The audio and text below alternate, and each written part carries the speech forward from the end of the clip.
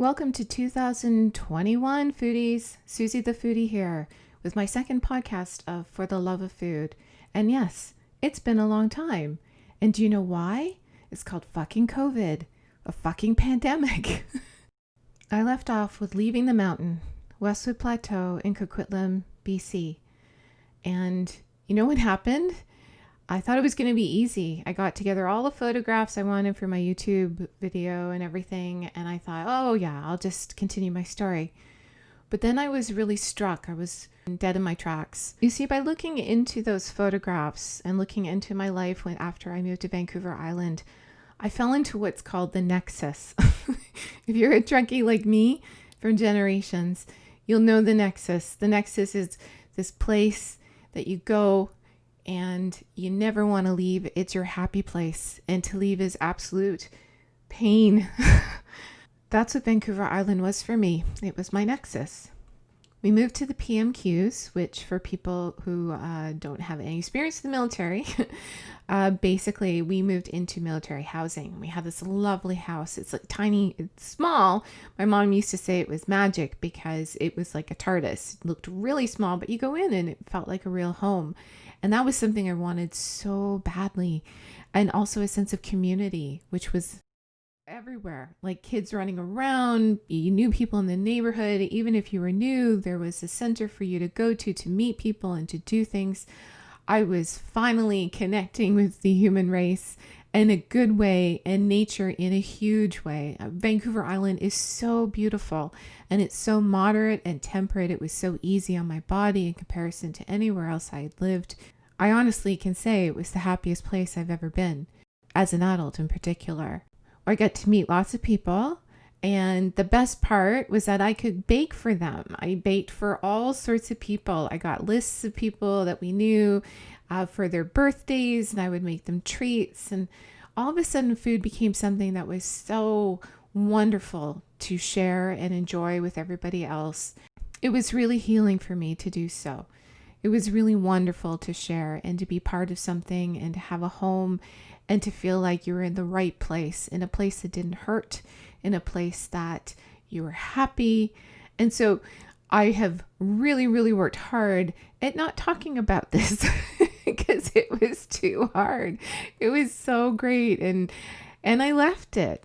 I was a fucking idiot. I left it. I actually chose to leave the Nexus. Here I am in a place where I could walk down to the ocean. I could take beautiful photographs. I could make food for people I cared about, and they cared about me. Oh my God. I don't know what happened. I think there was a part of me that thought, I could be happy anywhere. I wasn't thinking that I was happy because of where I was geographically. I was thinking I was happy because of I had this like personal, evolution, I guess. And I was like, I could do this anywhere. And I was an idiot. I was so totally wrong. I will say that for a year and a half, I lived my best life on the island. I really made the most out of every second that I had there. I did art. I did sculpture. I took ballroom dancing classes. I took my first cooking class of all time. And I learned so much from that chef. And I had been this vegetarian, and he showed me my first class was learning how to cut down a chicken. It was a nightmare at the time, but it was also fantastic. Yep. Still hard to think about. I was really happy. So I was happy. I had the tiniest kitchen. Oh my God, this kitchen was so small that I could not open the oven door all the way, which is funny because I don't even have an oven anymore. But at the time I was like, this is crazy. I didn't have a dishwasher, so we went out and got a portable one for me because trust me, I was baking so much for people. It was absolutely necessary, but it was a tight squeeze. I love that kitchen though. I hit my head on the hood so many times. The fridge barely fit into the kitchen. And that's funny now because all I have is a mini fridge now. But at the time that seemed like a real problem, which is kind of funny. The things you take for granted. Boy, did I take my time on Vancouver Island for granted. But I loved it. I enjoyed it. and I tried to take that joy with me. And this is the problem. Sometimes you don't realize how good you have it when you have it.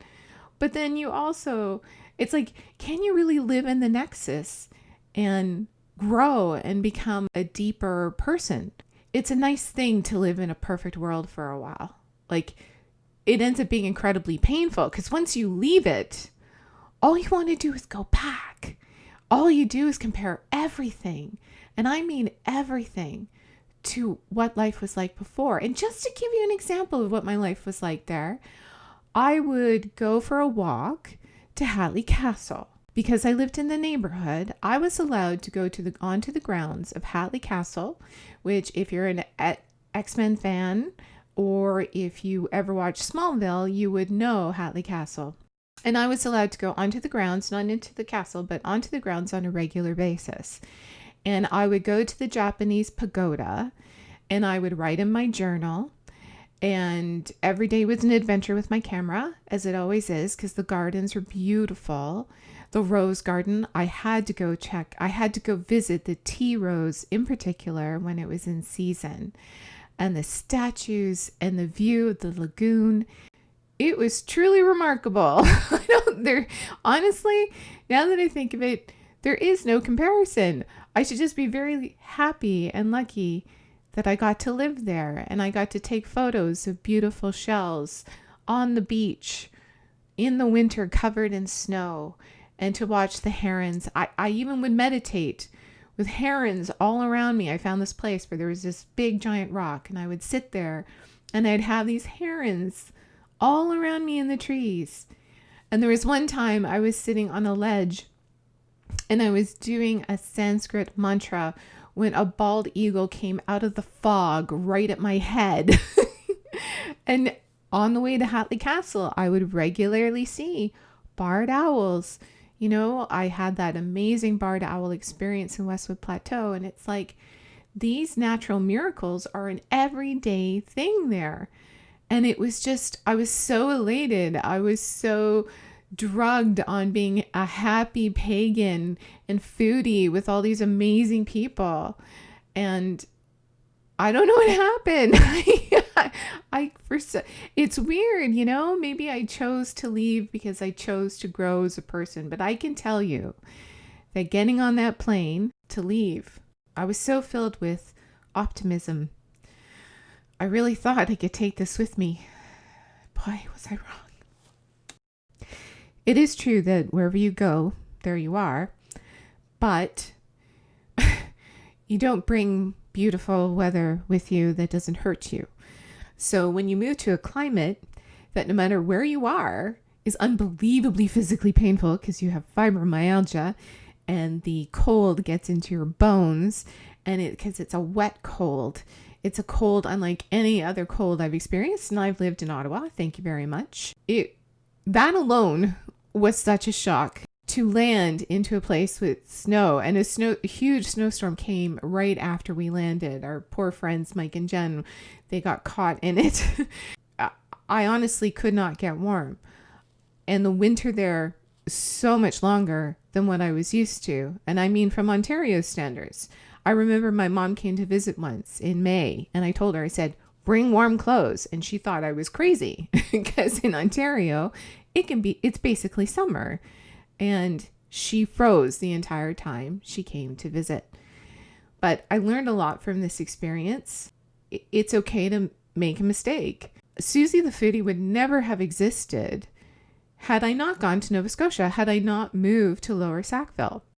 When I was on the island, I was actually known as Sacred Suzie. I was blogging about my sort of spiritual life, my gorgeous life. It was a beautiful life and people loved it. And I get to Nova Scotia and I'm like, holy fuck. I'm not feeling very spiritual right now. I'm not feeling very grateful. I'm not feeling much of anything positive, to be absolutely honest. What ended up happening is I ended up on medication. I worked really hard on weaning myself off of medication when I was on Vancouver Island. And when I moved to Nova Scotia, I had to change that. I had to do something. I got on Cymbalta I don't know if any of you have had any experience with this through friends that you know with fibromyalgia or any sort of chronic pain, but I had the worst vertigo as a result of being on Cymbalta.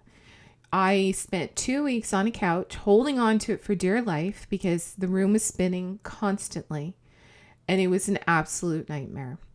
And yeah, sure, you lie on a couch for 2 weeks, maybe your pain goes away. But what I realized is when I was adapting to the medication, the pain was actually coming back after 2 weeks. And I was like, oh, come on. Seriously? What's the point on being on this horrific medication if I'm going to be in pain again? So I was like, fuck this. I'm not doing it. I will suffer. I'm going to be suffering anyway. Why the hell would I suffer while being on this fucking medication that is making my life miserable? So then after 2 weeks, I had to go through 2 weeks of withdrawal, which again, spinning on the couch, holding on for dear life. And I was like, this is my rock bottom. This was a year and a half after we had moved there. What the fuck am I going to do? I was hoping we would get moved back anywhere else, to be absolutely honest, but I really wanted to move back to BC. It was my mantra. And I realized, holy shit, that might not happen for years.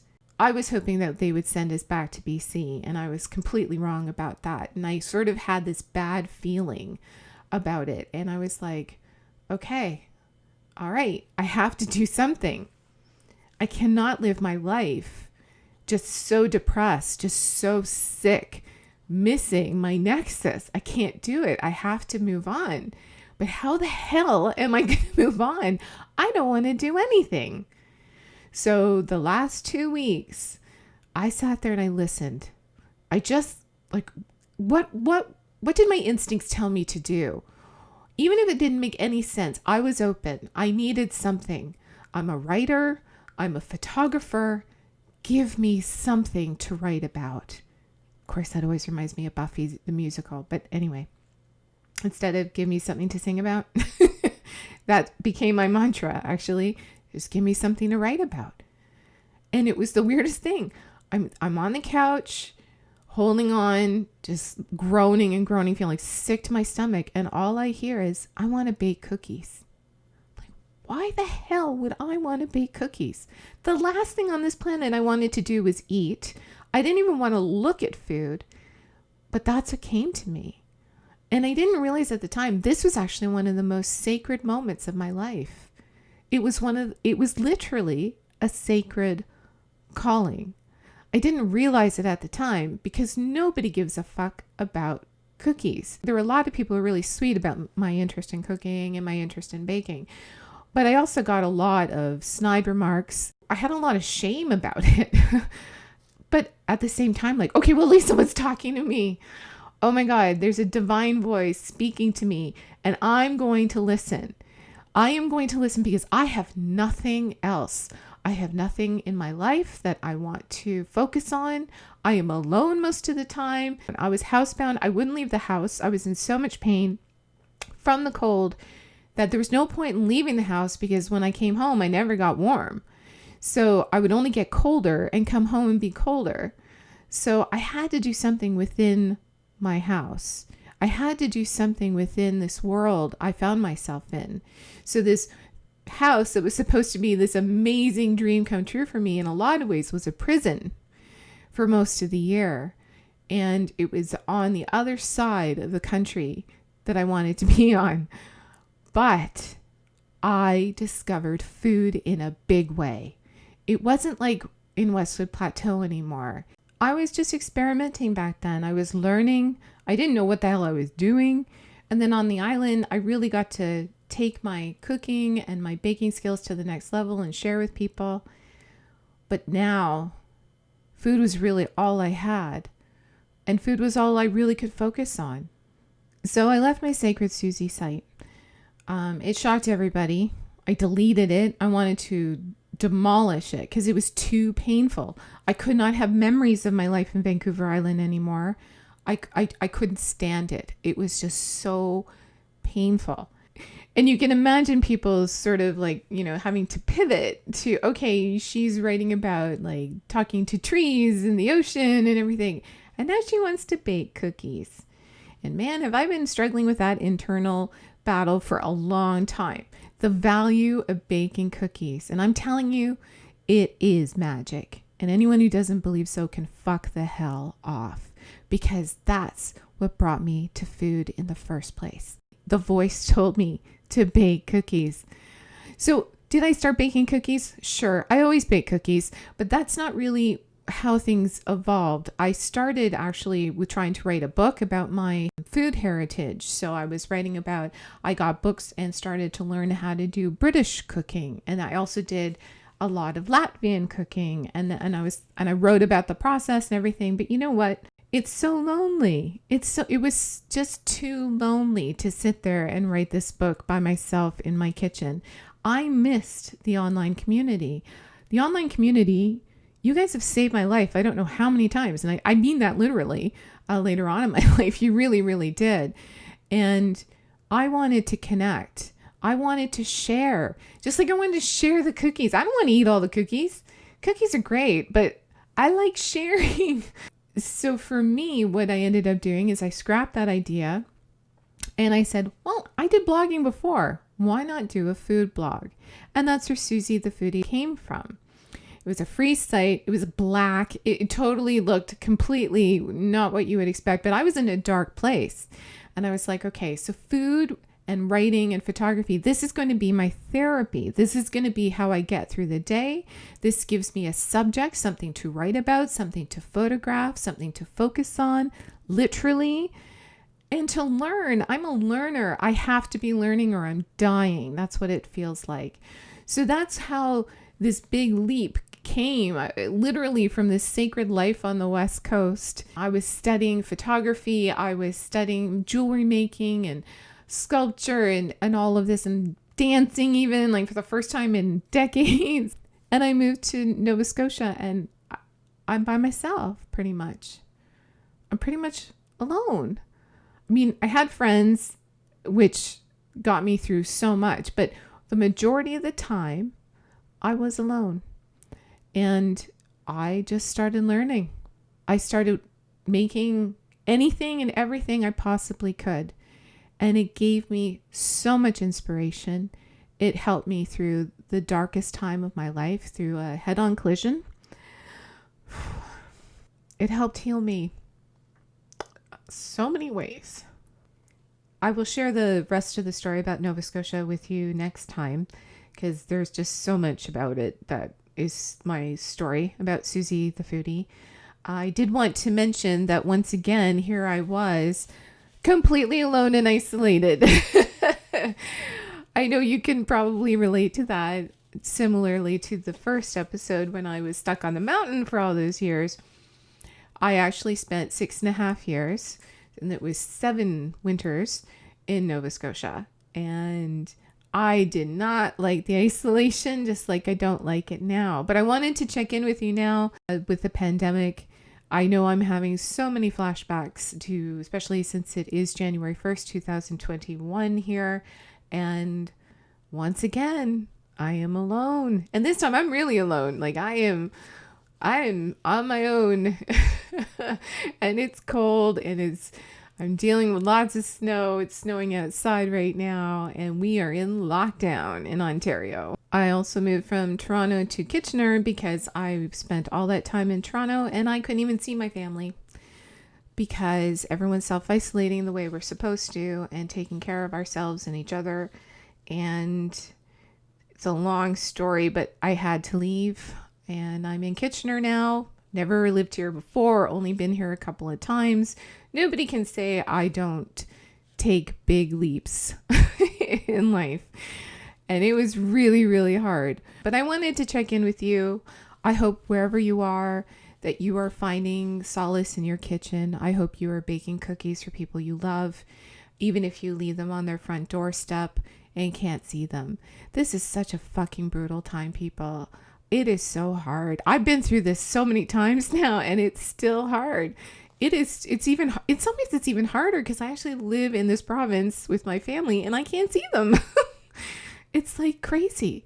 It's absolutely crazy. So I just wanted to say, I hope you're okay. Wherever you are, I hope you're doing all right. And hang in there. Do what you got to do. Listen to those inner voices. What are they saying to you?